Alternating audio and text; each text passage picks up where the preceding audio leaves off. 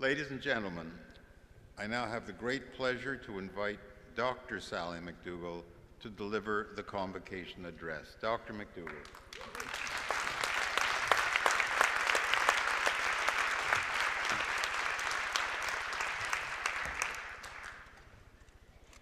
Thank you, Chancellor Steinberg, Madam Principal, Chair Cobbett, Dean Potter, friends both on and off the stage, family, and most importantly, fellow graduates.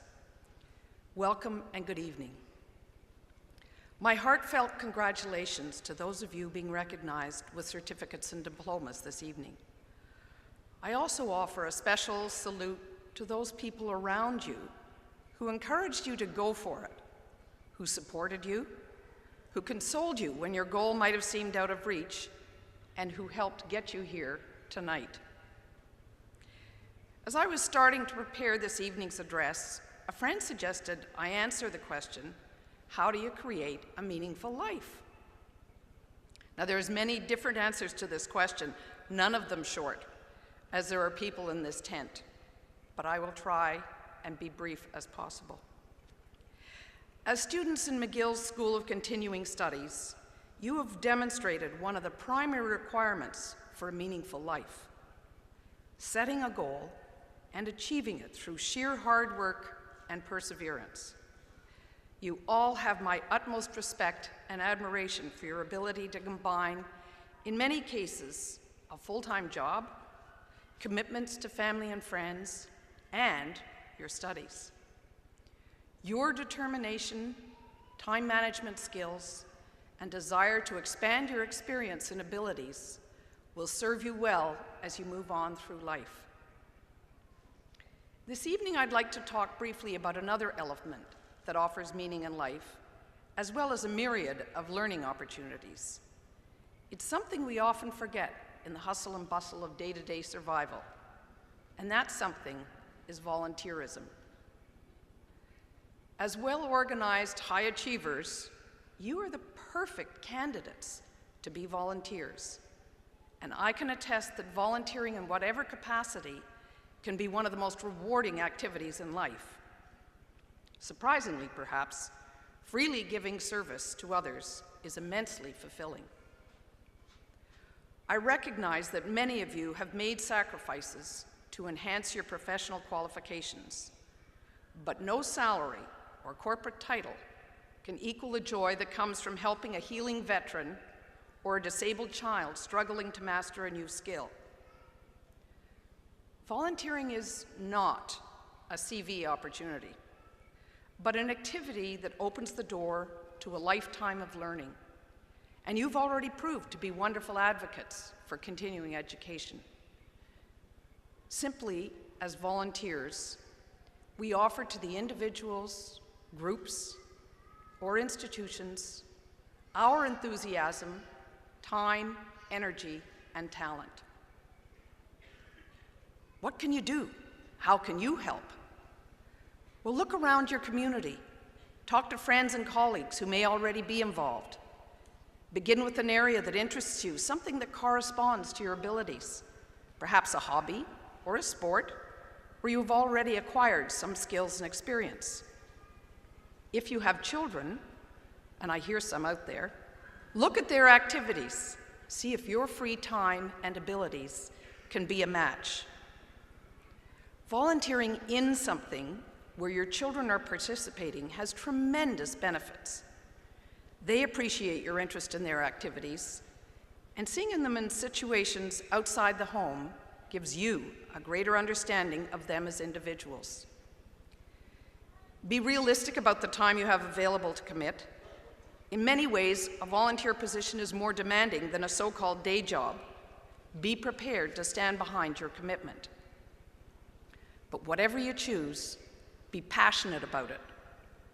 Be involved because that's what you want to do, not because someone else suggested it was a good idea. Believe me, nothing is worse than a grumpy volunteer. Perhaps your accounting background can help a community organization with their financial reports. Or maybe your language skills would be appreciated by a local hospital or seniors residence. There are one-on-one literacy programs where, as a reading tutor, you can unlock a whole new world for others. Or you can work with groups who help recent immigrants build new lives in Canada. If you have a similar history, your example can be truly inspirational. There are also organizational needs where work is done in committees and your knowledge and experience can help with strategic planning ideas. Many volunteers learn on the spot, initially armed with minimal skills, but a lot of patience, enthusiasm, and yes, a sense of humor. Sometimes you could be working pretty much on your own.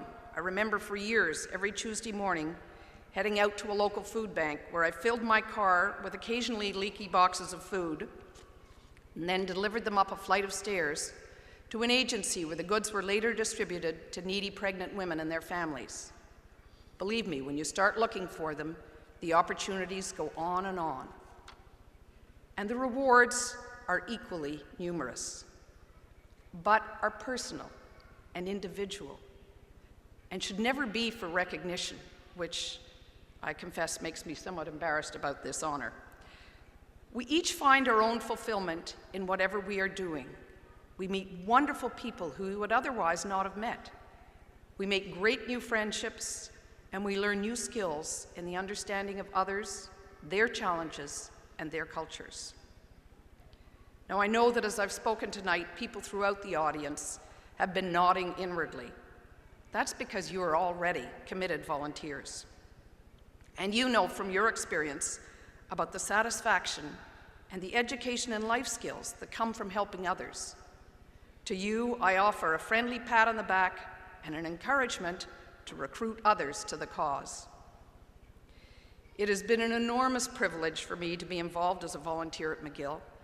I'm humbled to stand in front of you and accept an accolade for what have been some of the most enriching experiences of my life.